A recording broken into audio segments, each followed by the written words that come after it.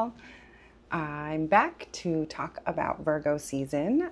For those who don't know me, my name is Amelia. I'm a professional astrologer and professional chef. I've been sharing monthly updates about the incoming season, and we've got Virgo season coming up on August 22nd. So I thought it's a great time to cover some topics regarding Virgo and see how we can use the season and apply them to our betterment. Some archetypes that astrologers associate with Virgo are the craftsperson, the witch, the accountant, and the virgin. And when we think about Virgo, we think about themes of like service and servitude, mentorship, perfection, purification and refinement, perfecting a craft. Virgo rules the sixth house. So no matter where the sixth house falls in your birth chart, these Virgoan themes will be kind of a part of the landscape that the sixth house plays in. And the sixth house also represents the gut, your overall health and well-being, and your daily calendar. It rules your pets. Virgo season is a great time to kind of check in with your health systems, check in with your gut, check in with your body, check in with your overall health. How are those systems running? How does it all feel? You know, what needs to be purified or eliminated to help any of those systems run more efficiently and better? What do you need to cleanse to achieve like better overall well-being? You know, so check in on your pets, check in on your pet health. These themes that you're kind of hearing about right now, you might have kind of maybe witnessed a release of these kind of themes in your life in the last 18 months. The South Node was just in Virgo since for the last 18 or 20 months, and we've just shifted over into Leo. So, you know, these kind of themes around your health or your daily systems, your daily calendars, your craft and your service and your mentorship may have been like really highlighted during this time and in the form of like maybe a release of these themes. Virgo is a mutable earth sign, and it's also ruled by Mercury. Mercury rules two astrological signs in the zodiac. One of the signs that it rules is Gemini. And the difference between like Gemini Mercury is like Mercury expresses itself through observation, language, and communication systems, where like a Virgoan Mercury in its highest octave showcases its intelligence in matters of thought, perception, and judgment. A Virgoan Mercury is asking you to expand your intellectual capacity using discernment. And Virgoan Mercury asks you to write that list, you know, build the spreadsheet, create the plan and execute it, and then take it back to the drawing board and then perfect the plan again. So there's really like a nice like structural quality to Virgo, which is why they're kind of like called the accountant too. I have often seen that folks with Virgo placements or strong sixth house placements do work in some sort of like they're controllers, or they work in accounting in some form or fashion, or work in like spreadsheets with ease. Not everybody has that skill, but a Virgo Mercury does. One of the great strengths about Virgo is that they're the ones that like spring into action when a plan goes sideways, and they build a structure for problem-solving success. So when I say they're a mutable sign, that really means that mutable signs are adaptable to transition, adaptation, and organization. So this is like very much Virgo energy, and also they're an earth sign. So there's a lot of like groundedness, practicality, and pragmatic kind of thinking behind how they like approach life. A really strong keyword for Virgo is discernment. And so I wanted to read a definition for you guys. I pulled up Merriam-Webster, and they say discernment means the power to see what is not evident to the average mind, and that discernment stresses accuracy. And I thought that was like a really interesting distinction, because discernment means, you know, that you have actually like pulled back the layers of a story and found the accurate meaning behind it. And then also when I think about discernment, I think about how us as humans, we need to have discernment around our discernment. And a Virgo living in its highest expression of the sign will have the ability to discern themselves from an honest, truthful perception of self, and then create action to purify or perfect the craft or the expression. In order to do that, one must do the investigative deep dive to ensure that your perception reflects reality. Accuracy in perception can be achieved through asking questions. And those questions may not fit actually like what your mind already always wants to perceive and immediately judge. Many judgments are cast not through the discernment of provable fact, but because the story in front of them fits the story that their ego wants them to believe and project. Discernment asks questions that will and should break beyond the bounds of a person's already always thinking, seeking to understand the ultimate truth of a matter and accepting that truth regardless of what the ego wants to believe. At Virgo's low, they can operate and exist from a place of egoic judgment. They can also be quick to judge before discerning facts. They can be overwhelmed with the idea of perfection to the point that it paralyzes them. Virgo, who live outside of a structure, tend to feel overwhelmed and unmoored and not know why.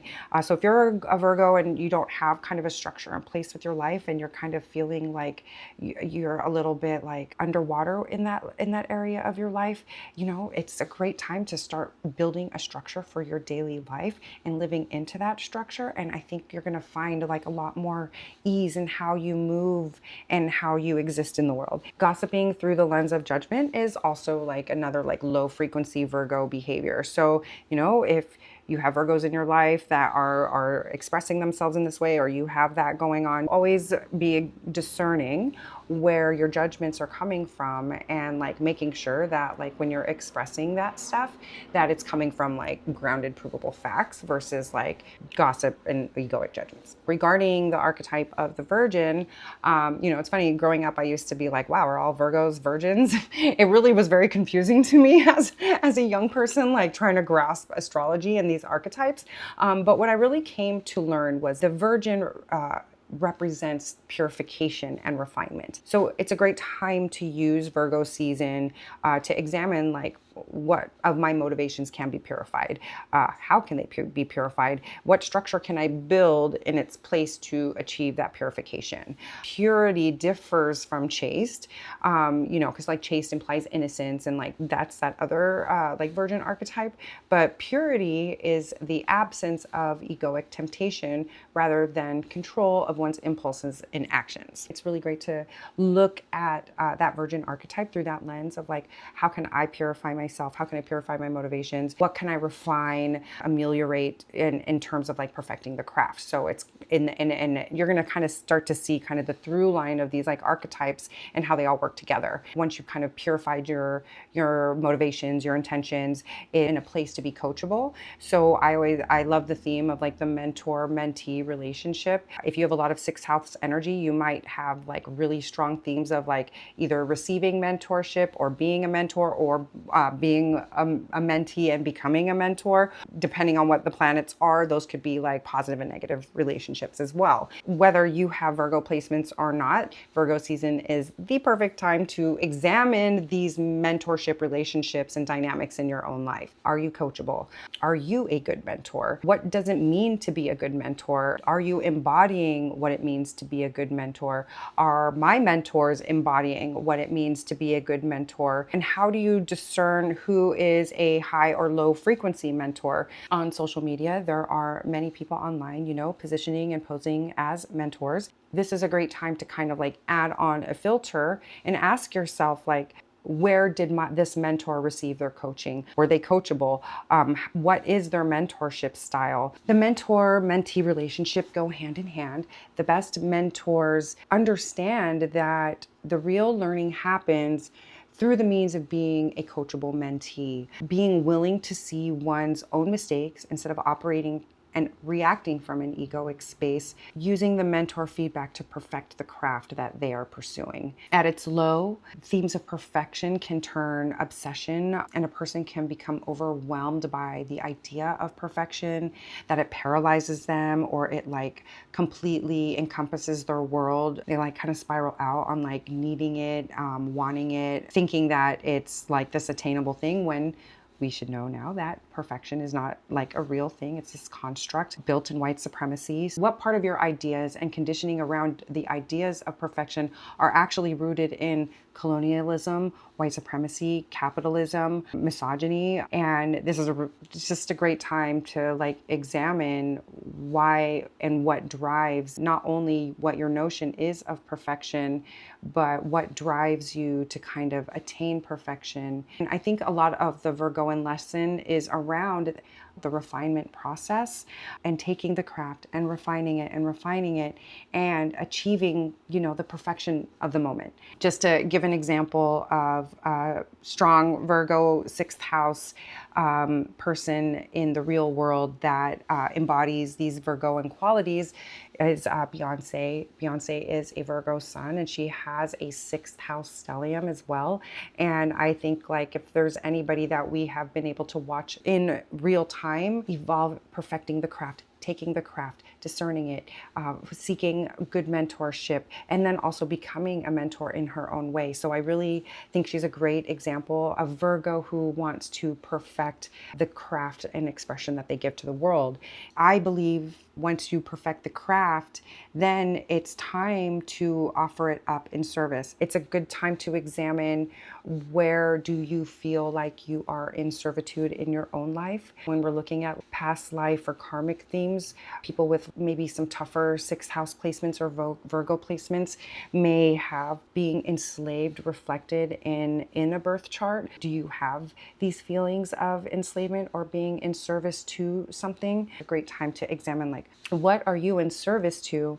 And is that service in service to your highest and greatest good? What areas in your life do you feel in servitude to someone or something? Where do you overoffer your service without reciprocity? Where can you implement acts of service into your life?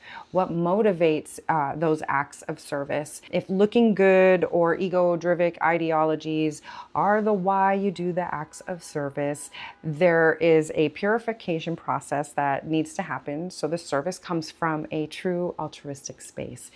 So really, really interesting time to like look at service, look at how you can be at better service to your community, to the collective, and also like examine like where maybe you've been over servicing others at expense to your own self. A person who really embodies kind of the highest expression of Virgo in this current moment is Pope Leo. He has a Virgo stellium in his birth chart.